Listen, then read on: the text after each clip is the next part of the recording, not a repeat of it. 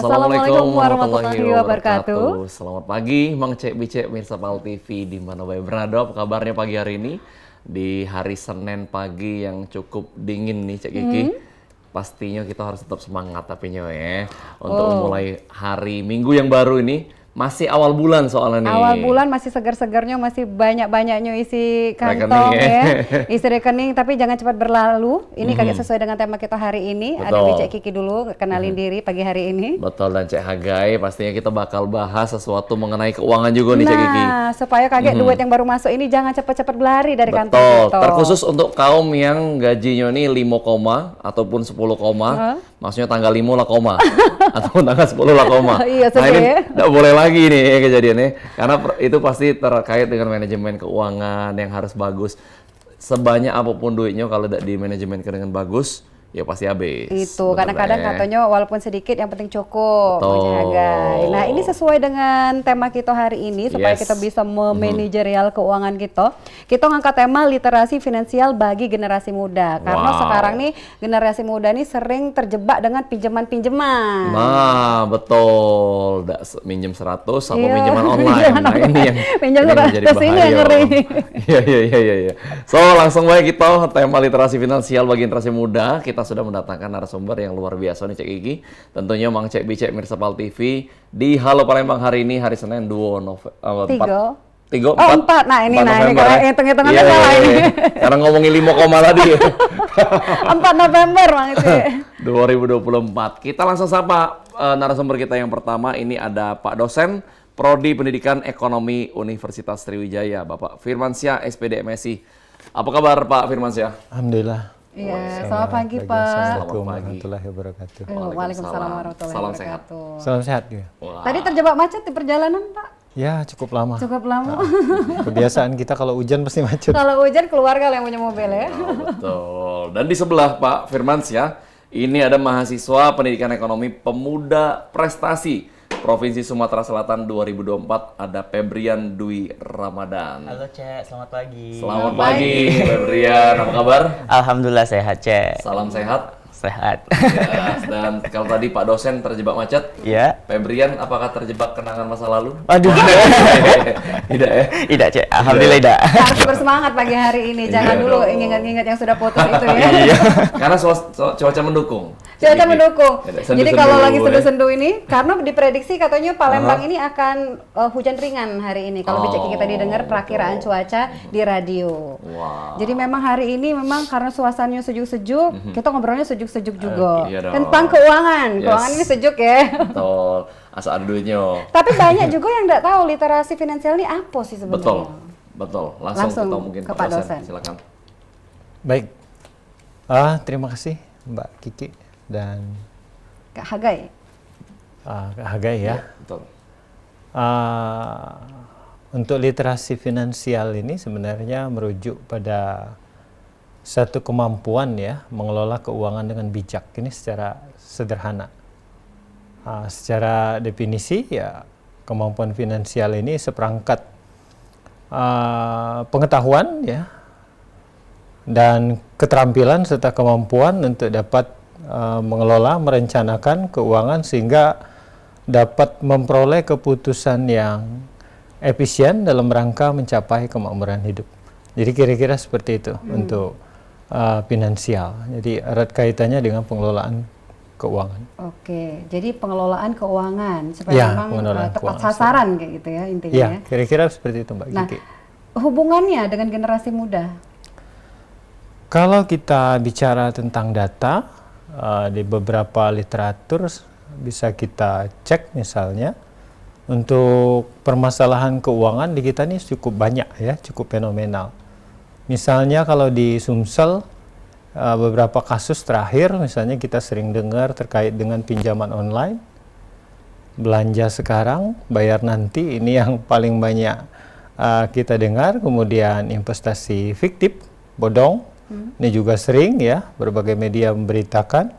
Kemudian juga yang nggak kalah menarik adalah fenomena pinjaman online, memberikan satu kemudahan sepertinya membantu, tapi di balik itu sebenarnya tersimpan satu risiko yang luar biasa jika kita tidak bisa pahami. Di mana risiko ini adalah beban bunga yang cukup tinggi ya jika kita tidak menghitung secara hati-hati. Kalau dari data nih Pak Firman, gimana? Siapa sih yang sering terjebak dalam kekisruhan atau ketidaktahuan ini tadi? Oke, baik. Untuk kategori secara umur sebenarnya cukup menyebar ya. Tapi yang paling banyak kalau berbasis data ya salah satunya mungkin CNBC Republika ya.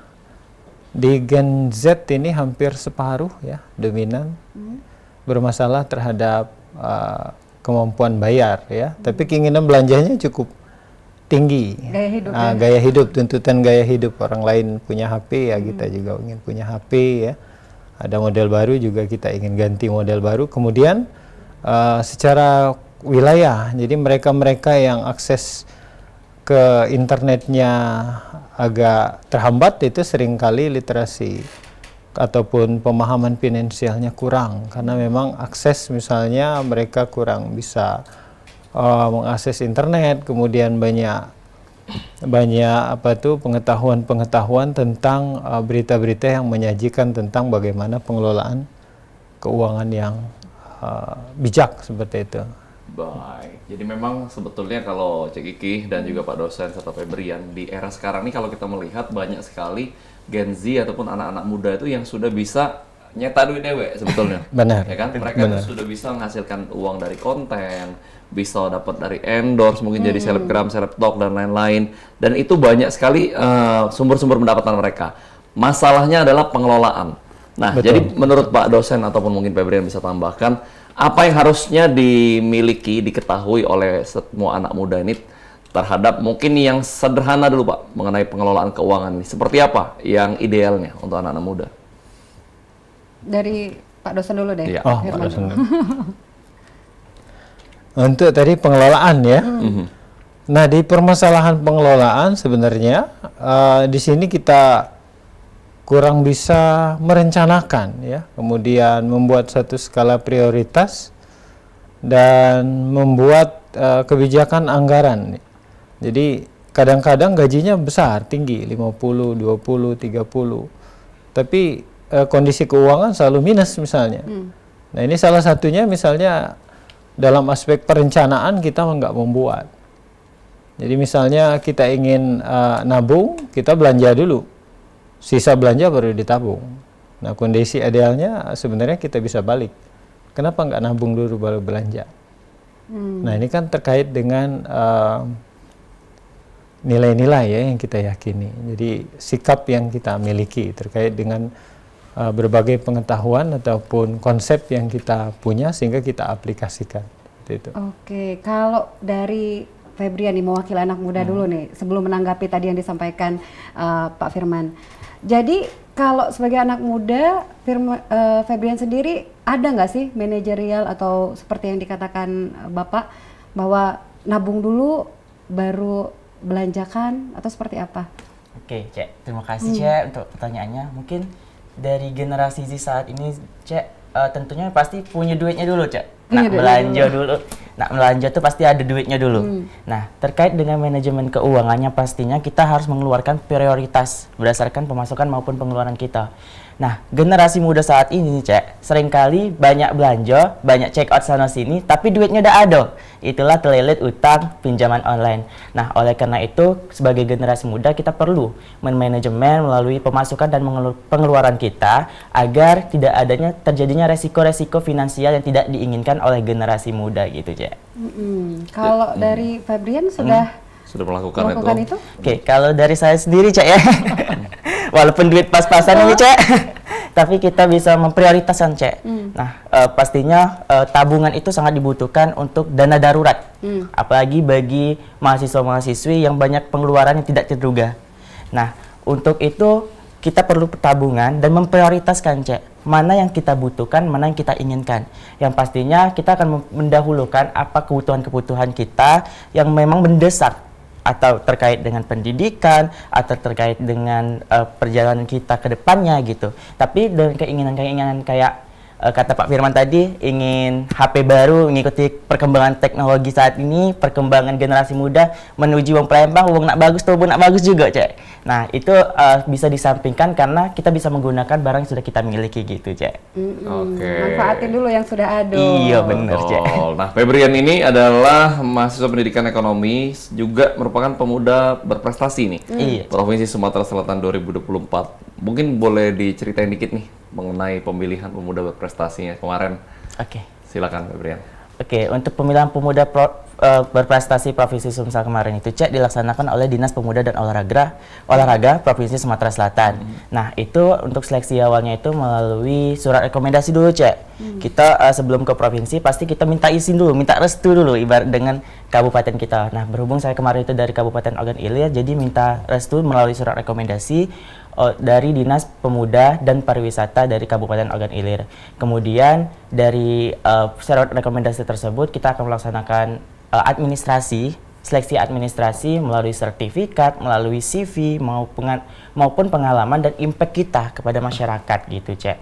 Nah, setelah itu akan terpilih dari 140-an kemarin itu, Cek. Terpilih kurang lebih 80 untuk melaksanakan presentasi ataupun untuk menjelaskan apa saja setelah kita laksanakan selama beberapa 2 tahun terakhir gitu. Setelah itu kita akan melaksanakan presentasi yang dinilai oleh juri-juri yang handal di bidangnya masing-masing, dan yang penilaiannya itu yang pentingnya adalah bagaimana impact kita, kebermanfaat kita bagi lingkungan sekitar. Percuma, Cek, kita pinter, prestasi banyak, tapi kita tidak berdampak bagi generasi muda sesama kita maupun generasi sekitar kita gitu, Cek. Oke, jadi kita harus buat project pada saat itu ya? Bener, Cek, project.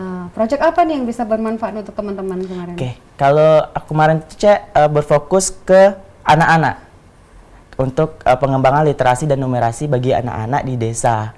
Kemarin itu berkolaborasi dengan BEM melalui platform Wajah Ceria. Itu tuh di Desa Payakabung kayak ibaratnya itu belajar sore, Cek, sama anak-anak, belajar sambil bermain, karena seringkali kan anak-anak ini di sekolah tuh tidak bisa mendapatkan ilmu secara keseluruhan, Cek.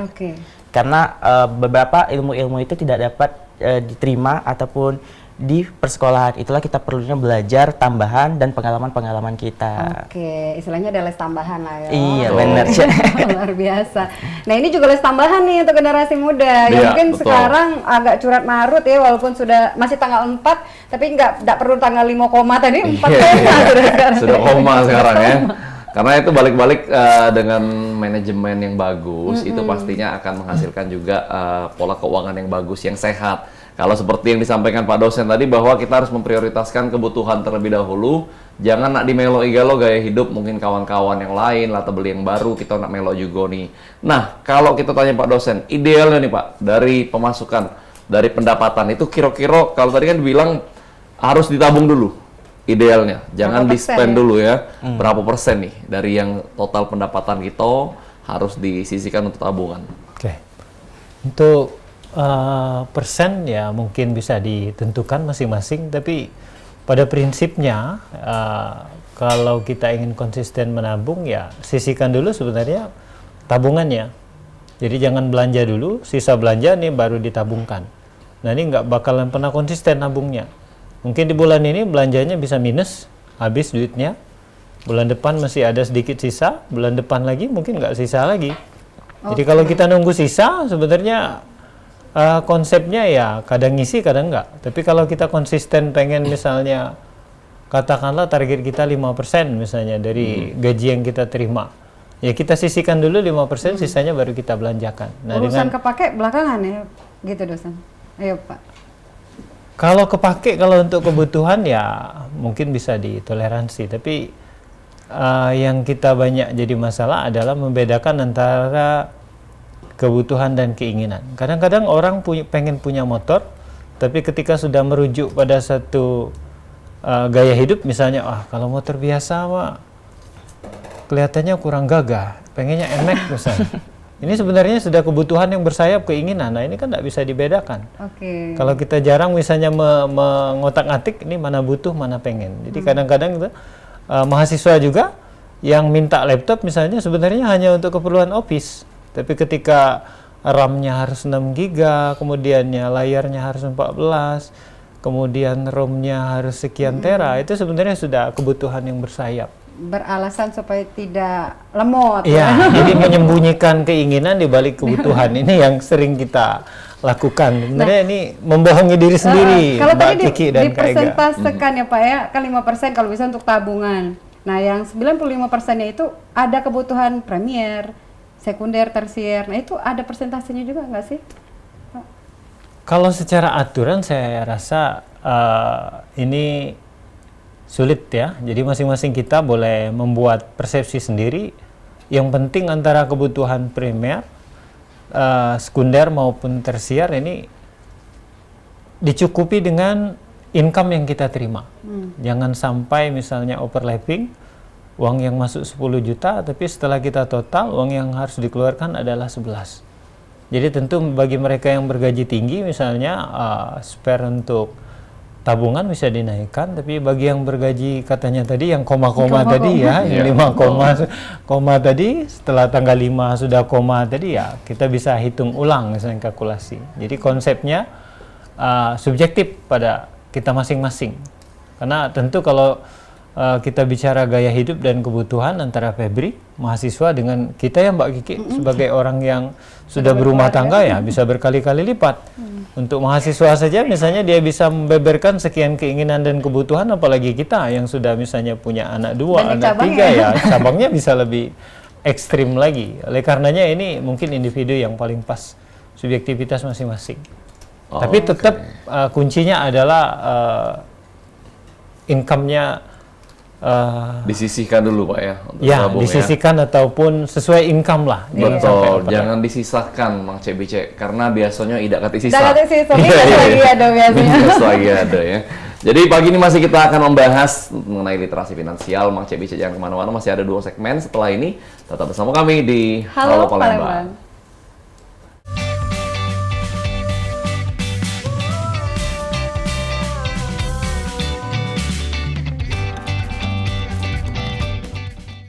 Makasih pemirsa, masih mantap di Halo Palembang dan masih berewangan dengan Bicek Kiki dan juga Mang Cek Hagai. Ini di segmen yang kedua ya. Betul.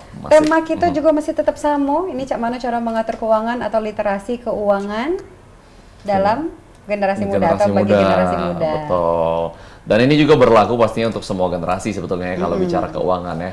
Mang Cek Bicek yang mungkin meme ini yang biasanya jadi Menteri Keuangan. Nah ini wajib juga nih untuk bisa mengelola dengan baik apa namanya segala macam pemasukan. Betul. Mungkin dari suami atau dari dewek juga untuk kebutuhan keluarga nih. Apalagi ini hari ini Cek Kiki yang paling cukup challenging bagi kita ini adalah duit sekolah. Duit sekolah, tapi itu kebutuhan primer. Iya, primer. Nah, kadang-kadang mek-mek zaman sekarang ini sudah punya beberapa aplikasi yang bisa belanja online. Yang ini kadang-kadang di keranjang lah penuh, kalau begitu suami ngasih gaji, setor gaji langsung di check out. Nah, para 11 puluh ini kan. Pas nak bayar duit sekolah tetap pakai. Nah, ini wajib nonton ini. Jadi kalau tadi di segmen pertama nih Mang Cek Bicek sudah dikasih tahu bahwa kita tuh harus menyisihkan dulu dari setiap pendapatan untuk tabungan, untuk investasi mungkin. Nah, barulah bisa spend yang sisonyo. Jangan dibalik, karena kalau dibalik biasanya tidak bersiso lagi. Nah, terkait investasi, ini Mang Cek Hagai dan juga narasumber kita, investasi kadang-kadang memang kita ini ada niat untuk buka usaha, tapi kadang-kadang juga dananya belum cukup. Nah, kira-kira nih Pak Firman, boleh tidak sih kita ini membuat usaha dengan separuh duit tabungan kita, separuhnya ngutang? Kira-kira efektif tidak yang Cek ini? Oke. Nah, ini berdasarkan pengalaman ya Mbak Kiki, karena saya dikit banyak menekuni bidang ini dan juga sudah coba-coba beberapa jenis ya. Sepengalaman saya dan sepemahaman saya tentang berbagai konsepnya, memang kalau usaha ya idealnya memang harus dimulai dari kecil. Jadi kalau dia sifatnya langsung dapat besar, misalnya mohon maaf seperti misalnya kita dapat seperti warisan seperti itu pengelolaannya akan sulit kita, karena proses belajarnya akan lama. Tapi ketika minim ya, ketika kita mulai dari kecil, biasanya ini plus minus A sampai Z-nya itu bisa kita dapat Jadi kita bisa melakukan sambil belajar. Nah, perkara modal memang bisa dipandang dari berbagai sisi. Kalau bagi orang yang belum melakukan wirausaha tentu jadi hambatan. Saya tuh nggak punya modal. Tapi coba kita kasih uang 100 juta pun mungkin dia belum kepikiran mau usaha apa. Berarti sebenarnya hambatannya bukan di modal. Tapi juga jadi satu tantangan ketika modal ini kita kombinasi misalnya dengan pinjaman. Nah, kalau dalam konsep yang saya pahami, ketika kita meminjam, kita harus terlebih dahulu membuat satu simulasi, Mbak Kiki. Jadi apakah pinjaman yang kita lakukan ini membuat kita bekerja untuk orang lain, atau pinjaman ini bisa membuat usaha kita berkembang lebih maju. Nah, pengalaman saya meminjam, seringkali karena terbawa perasaan emosional, kemudian rasa senang yang berlebihan, misalnya bisnisnya sedang mau tumbuh, sedang mau berkembang, sehingga kita minjam dengan jumlah-jumlah yang kadang-kadang langsung fantastis ya. Kalau tadi misalnya langsung nembak 500 misalnya, padahal modalnya saja misalnya baru buka itu 30. Nah, ini kalau kita hitung-hitung seringkali menjadi jebakan. Karena kenapa? Ketika kita meminjam modal dari orang lain, apa yang kita putar profitnya sebenarnya kita sedang ngisi kantong orang lain yang meminjamkan.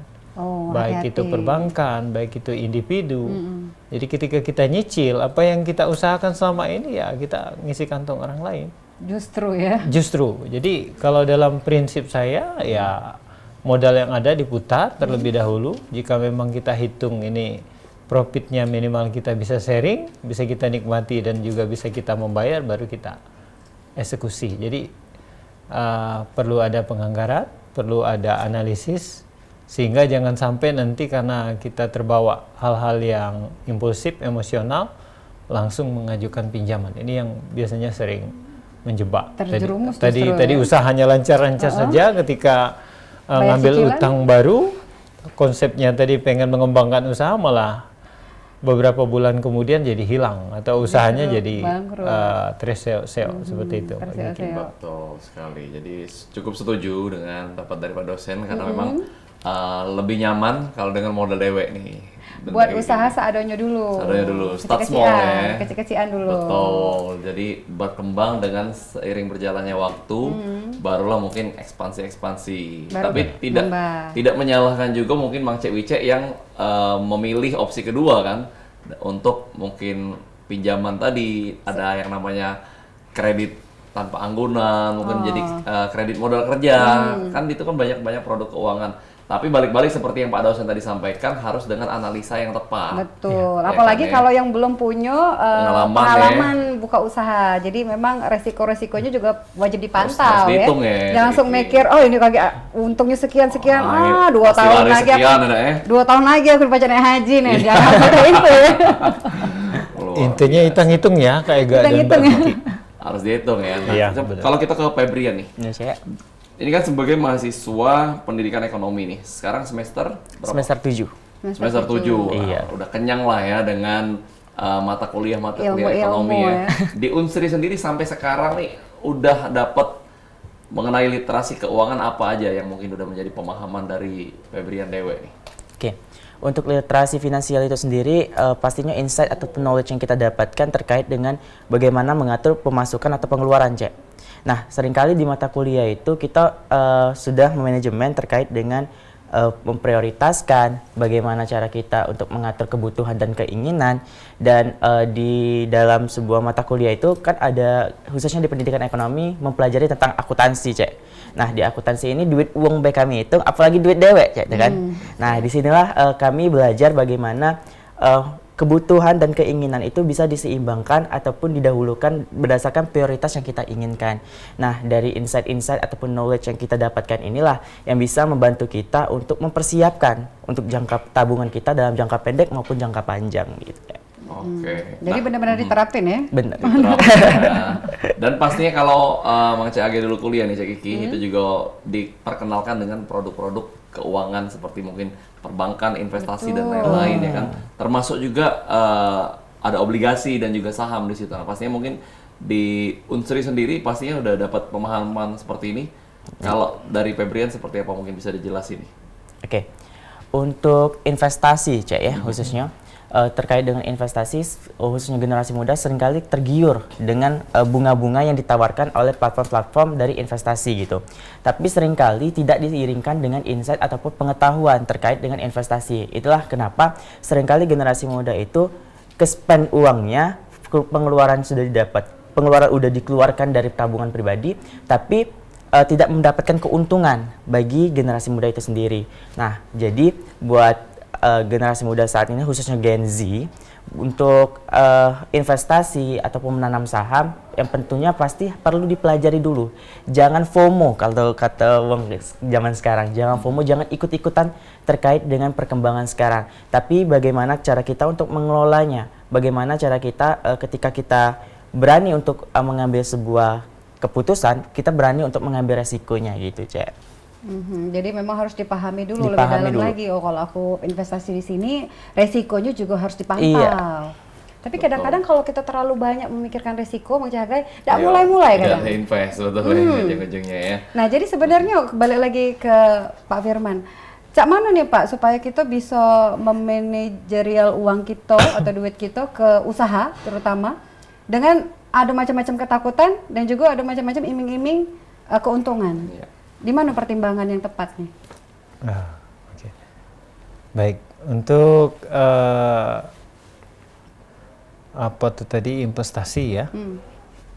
Tadi sudah disampaikan sebenarnya kalau kita lihat secara umum bahwa kalau investasi ini sangat tergantung sama risiko. Jadi ini yang apa tuh perlu kita pahami. Kalau risikonya besar, biasanya imbal hasilnya besar. Nah sebaliknya kalau risikonya kecil biasanya imbal hasilnya kecil. Jadi untuk keputusan bagi mereka-mereka mungkin yang ambisius ya hitung-hitungannya mungkin lebih mencari kepada hal-hal yang income-nya besar, return-nya besar. Tapi ya dibalik itu juga risikonya yang besar. Nah bagi mereka yang mungkin pribadi-pribadi nyari aman, takut tadi kalau pengen mencoba mungkin bisa di saham-saham. Kalau main saham ya biasanya orang di LQ45 ya, saham-saham blue chips yang sudah misalnya mapan ataupun tingkat likuidasinya tinggi, jadi risikonya minim. Nah yang banyak kita salah kaprah adalah ingin memperoleh untung besar tapi risiko kecil. Nah ini celah masuk bagi investor-investor ilegal ya, menawarkan kepada masyarakat kalau ngasih uang 10 juta insya Allah 2.500.000 25%. Padahal risiko dan lain-lain itu nggak dibeberkan kepada calon investor. Nah dengan melihat 25% kalau diberbandingkan bank misalnya, ketika ditaruh di bank bunga hanya beberapa persen, 1, 2, 3%, ya tentu ini hal yang sangat menarik. Cuma memang tidak disampaikan bagaimana risikonya. Apakah ini risikonya tinggi 100% misalnya, apakah ini risikonya juga sebanding 25%. Artinya yang wajib ini yang menyelidiki nggak lengkap tadi infonya sering Mbak wajib Kiki. menyelidiki nih ya Pak ya? Iya benar. Jadi ketika Mbak Kiki ingin mengeksekusi, ya mencoba misalnya berinvestasi pada apa itu aset berharga, misalnya saham, investasi dan lain-lain, kita perlu petakan risikonya apakah besar atau kecil. Kemudian juga return-nya, uang yang kita terima apakah ini juga besar atau kecil. Jadi biasanya konsepnya kalau dia besar risiko, besar income, besar return, kecil risiko, kecil income. Dia nggak bisa ngambil salah satu pasangan. Kalau kecil misalnya risiko, besar nggak bisa. Atau dibalik. Jadi biasanya sejalan ya, berbanding lurus. Hukumnya memang high risk, high return, low risk, Betul, low return benar. pastinya ya. Benar. Jadi hati-hati ya kalau sudah ada yang macam-macam iming-imingan yang agak terlalu tinggi keuntungan, wajib kita investigasi dulu, jangan langsung kita celup duit kita. Betul, jangan mudah percaya. Nah itu seringkali yang memang sampai sekarang nih Cek Kiki itu sering kejadian di sekitar kita bahkan ya, teriming-iming setor 1 juta kayak sebulan balik 30%. Rencananya Cak itu. Betul, tapi cuma 2-3 bulan habis itu selesai. Hilang kalau. Nah, Pak, kalau kita bicara anak muda ya Pak, mungkin anak muda dari Febrian masih kuliah, termasuk juga Gen Z beberapa sudah berumah tangga nih sekarang. Ya, nah, 27-28an betul. Kira-kira sekarang. Nah, seberapa penting Pak kita sebagai pasangan-pasangan muda ini mempersiapkan dana pendidikan nih untuk anak kita yang masih kecil, untuk mungkin mereka SMA, kuliah, ya kan beberapa sekolah swasta ini Pak udah ngeri-ngeri duit masuk SMP-nya ya kan itu sudah seharga motor, bahkan beberapa udah luar biasa sekali. Seberapa penting mereka mempersiapkan dana pendidikan, dan media apa yang kira-kira ideal untuk kita taruh investasi dalam pendidikannya? Baik, kalau berkenaan dengan keluarga baru, berarti mereka-mereka yang mungkin baru mempunyai anak atau baru ingin punyai ataupun hanya mempunyai anak tapi masih kecil. Betul. Nah, pada keluarga-keluarga yang seperti ini biasanya konteks pengalamannya belum ada ya. Kalau kita tarik misalnya ke kos pendidikan, ya kalau kita cek misalnya di TK aja ya Pep, bisa sampai 25 juta ada kalau TK-TK yang nuansanya lumayan, kemudian cukup baik gitu. 25 sampai 30 itu hal yang ya standar lah, minimal di 15. Jadi kalau memang kita ingin menyiapkan dana, tentu ini satu hal yang harus kita pikirkan. Nah, untuk alternatif misalnya untuk bagaimana uang ini kita simpan, ya kalau di bank biasanya ini hanya sekedar pengamanan, bukan investasi. Karena di bank kita memperoleh bunga tapi tidak signifikan, kemudian kita juga dipotong oleh beban-beban ya Mbak Kiki, sehingga sebenarnya nggak terlalu signifikan ya, apalagi jumlah uang yang kita titipkan relatif kecil, tentu bunga yang kita terima juga seperti nggak berasa. Jadi kalau ingin menyimpan uang, ya baiknya juga pada aset-aset yang memiliki potensi untuk value-nya nambah. Misalnya pada emas ya Mbak Kiki, kalau orang-orang tua zaman dulu, kalau dia bangun rumah dan lain-lain itu biasanya nabungnya belinya emas. 5 tahun beli emas, nanti 10 tahun kemudian baru bangun rumah dia jual itu. Dan naiknya luar biasa, signifikan. Atau aset-aset lain yang berpotensi misalnya harganya akan melambung tinggi, misalnya tanah. Tapi di tanah juga kita perlu belajar untuk memetakan informasi. Kadang-kadang tanah itu punya potensi yang ada yang potensinya signifikan, kurang signifikan, atau malah luar biasa. Kalau kita lihat misalnya di daerah tempat tinggal saya itu Tanjung Barangan, 10 tahun lalu tanahnya masih di 25-30 per kapling. Kalau sekarang sudah sampai 1-2 jutaan per meter. Jadi itu nilai yang fantastis dan luar biasa. Jadi kalau ingin kita nabung, tentu kita harus lakukan itu untuk pendidikan anak, tapi ya jangan lupa nanti medianya kita juga persiapkan yang mempunyai prospek ataupun peluang nilai tambah. Jadi jangan sampai kita nabung malah uangnya berkurang setelah kita ambil 5 tahun. Inflasi ya Pak ya? Iya benar. Banyak nih Cek Kiki yang harus kita hitung setelah ini saya. Jadi Cek Kiki harus emas berapa, masukan suami berapa. Betul. Jadi Mang Cek Bicek pun masih harus tetap standby di segmen ketiga karena masih bakal kita bahas terkait literasi keuangan yang memang sangat penting nih untuk kita galau-galau. Jangan kemana-mana, tetap bersama kami di Halo Palembang.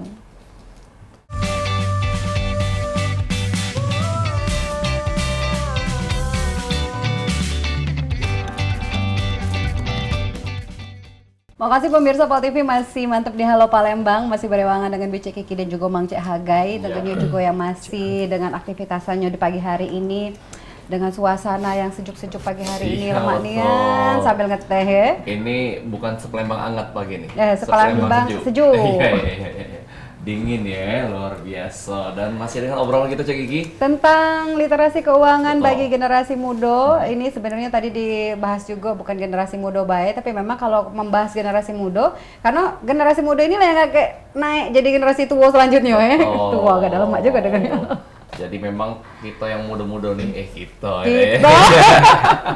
harus paham mengenai manajemen keuangan. Betul. Jadi menuju uang tuh sih kok Cek Kiki, untuk ngatur keuangan tuh yang pertama harus ada uang harus dulu. ada duitnya dulu. Iya, jadi dikatakan juga oleh narasumber kita ya. Nah, kita masuk di segmen ketiga ini ngobrol lagi dengan Pak dosen, Pak Febrian dan juga Pak Primansyah dan juga Pak Febrian di sebelah. Walaupun belum jadi bapak-bapak ya.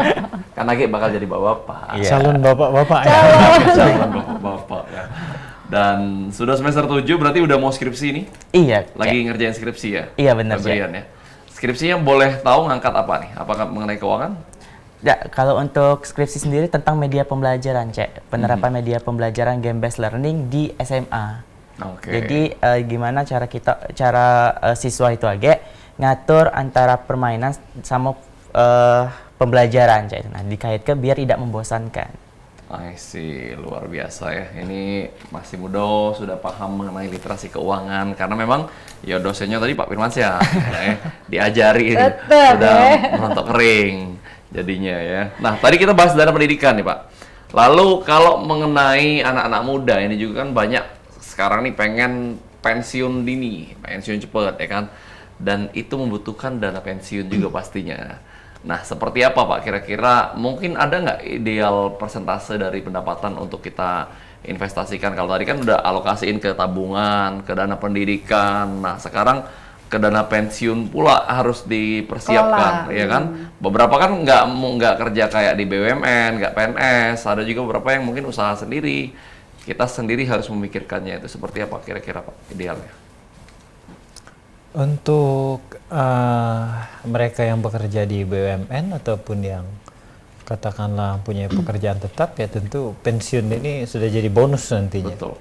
Apalagi yang BUMN ya Mbak Kiki. Yang BUMN berkelas ini ya nilai pensiunnya biasanya fantastis. Saya punya beberapa tetangga ya nilai yang pensiun dari BUMN, BUMD ya lumayan digunakan untuk berbagai keperluan buka usaha yang baru sehingga masa tuanya bisa dinikmati dengan baik.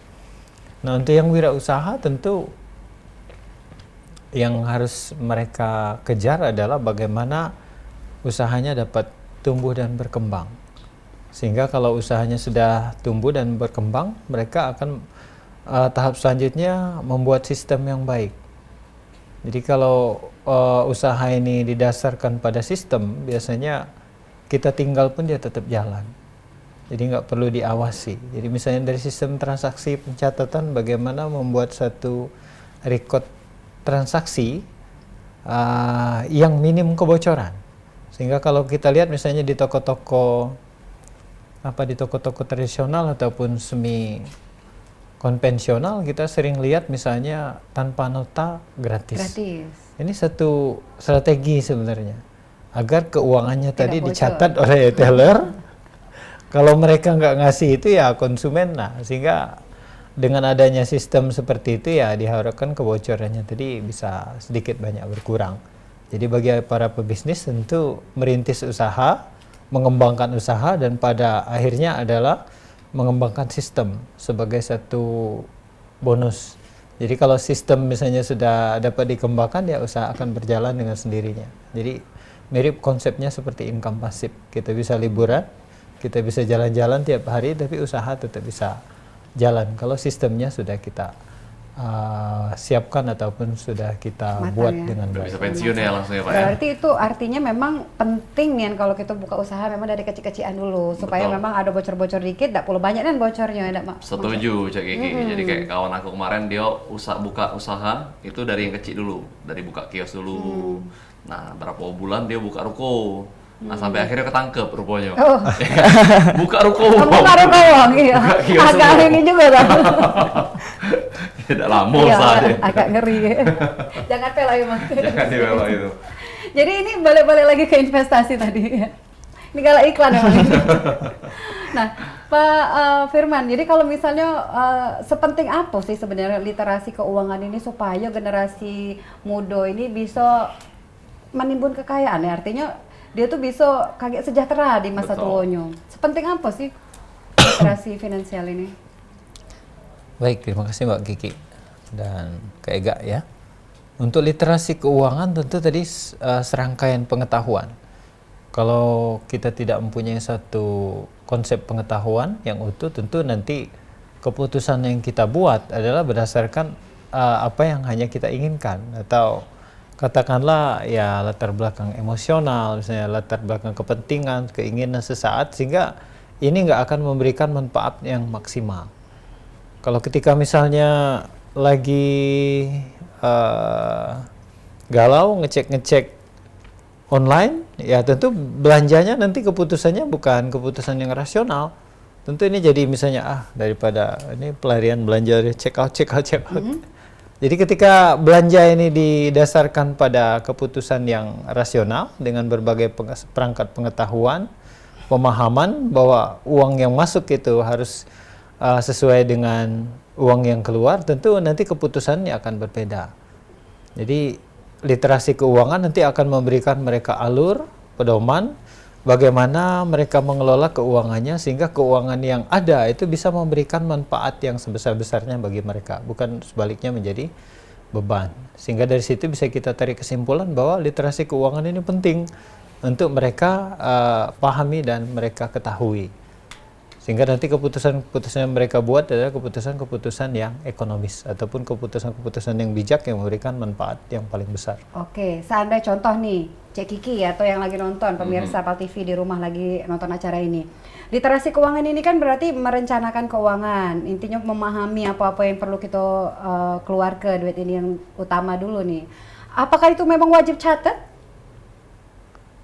Bagi beberapa kasus tentu iya, misalnya kalau saya dan istri belanja misalnya kadang-kadang ada sesekali ada belanja bulanan misalnya.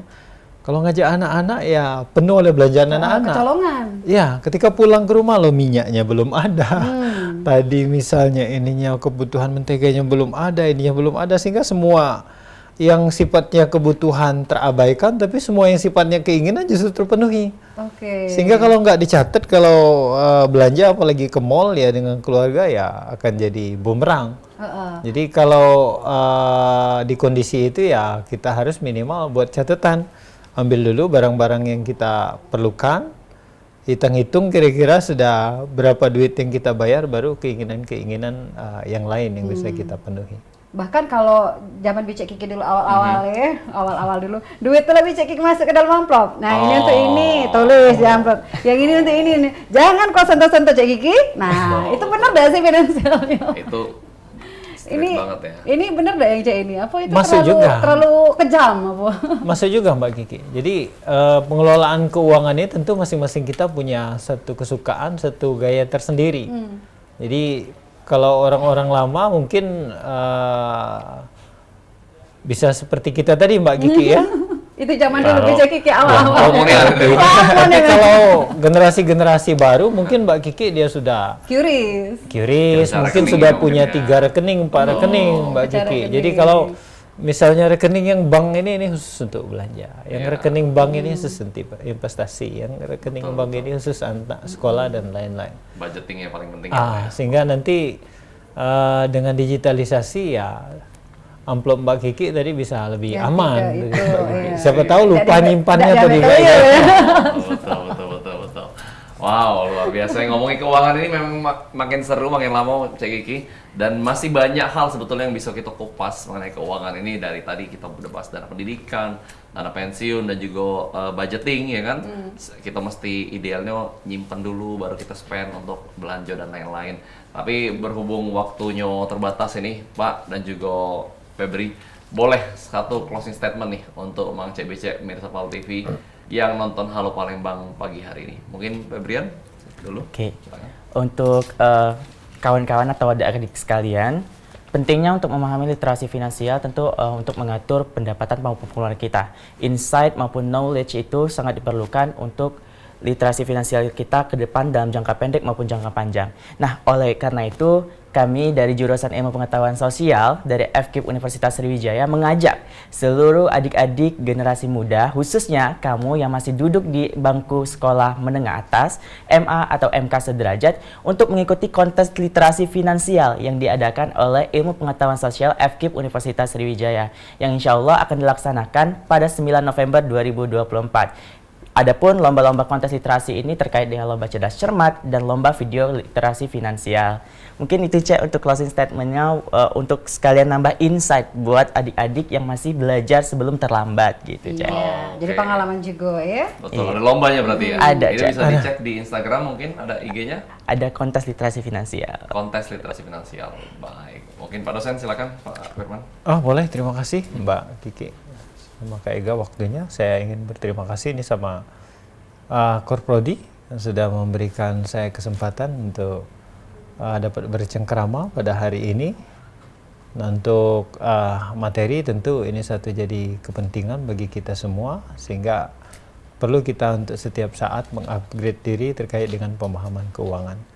Yang pada intinya bahwa apa yang kita keluarkan tidak boleh melebihi uang yang kita terima, sehingga bisa lebih tenang Mbak Kiki. Dan kalaupun harus memiliki hal yang sifatnya hutang, tentu hutang ini harus yang sifatnya membuat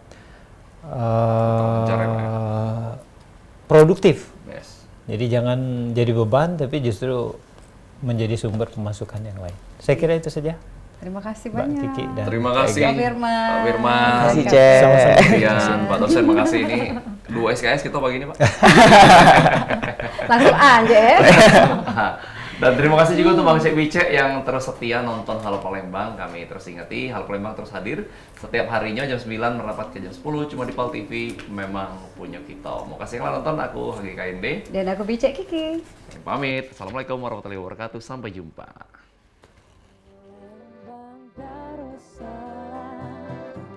Palembang kota kita terkenal sunyi musinya, terkenal dengan pempeknya,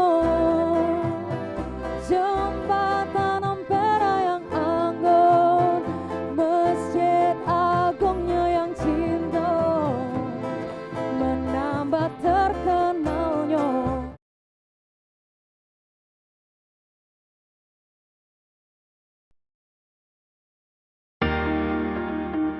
Acara ini dipersembahkan oleh